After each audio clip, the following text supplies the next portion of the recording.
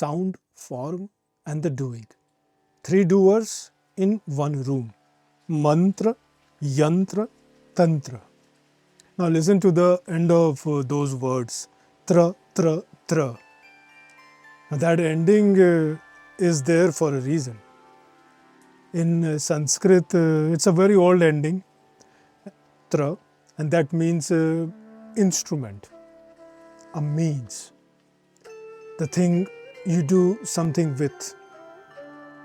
So the language is telling you a secret that almost nobody says out loud.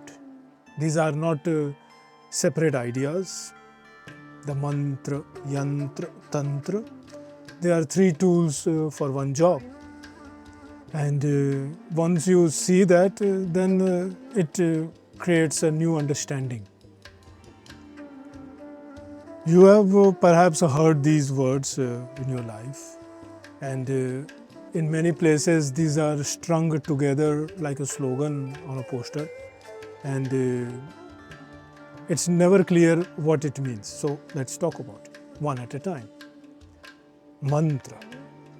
And in plain language, people think that mantra is a phrase that you repeat.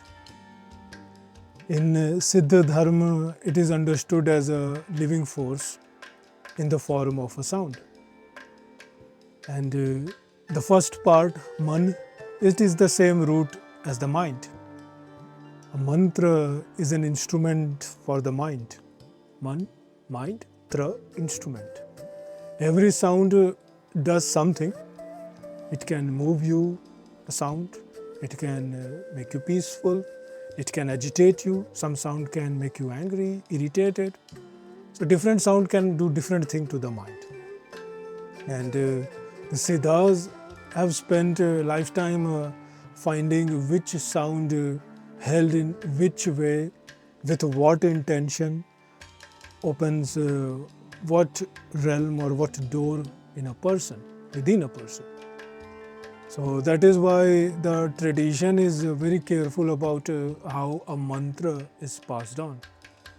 When a mantra is received properly and lived with, then it stops being something that you just simply say.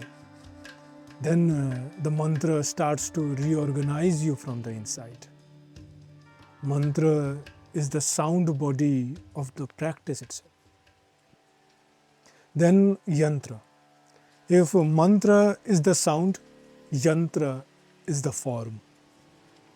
A precise shape that can hold the same energy but in the eye instead of the ear from the sensory perspective. And of course there is a lot of understanding about yantra, like a map and the deity.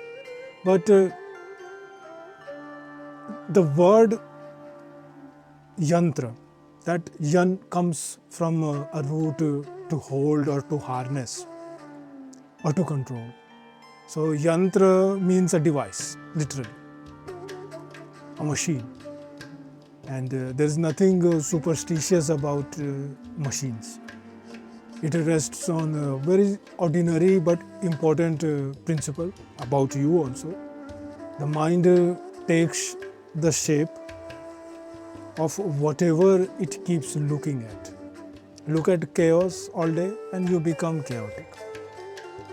And if you give the mind a true form to settle on, something like a beautiful yantra, like a Shri yantra, which has built around a single point at its center, then you slowly, your inner world starts to arrange itself around that order, the order, harmony of the Sri yantra. So the yantra is the form, the body of the practice. Then the third, the Tantra. And Tantra is the most misread when one hears the mantra, yantra and Tantra. And in Tantra the root is Tan, to stretch, to extend, to weave. So the Tantra is the loom. The whole thing is woven on. So in this triad, the mantra, yantra and Tantra, the breathing patterns the locks, the bandh, the inner fire, the awareness that moves the energy through you.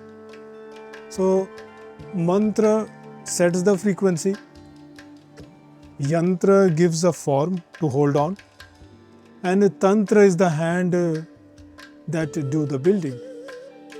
If you only had the blueprint and the material and never picked up the tools, nothing would ever get built. So in real sadhana, the three, the mantra, yantra and tantra are not separate exercises. They happen together. There is a form holding your gaze. There is a sound carrying the field. And the practice that is moving the energy through the body. The form holds the space, the sound charges it, and the doing moves it. That's it. So the Siddhas were not or are not burning incense in the dark or hoping for the best. Siddha Dharma is very precise. 3 instruments, 1 craft. In a way, this is like engineering, just turned more inward. On the one instrument you can never put down. You. Mantra, yantra and tantra. Sound, form and the doing. 3 doers in 1 room. And the room is your own depth. So that is a bit introduction on mantra, yantra and tantra.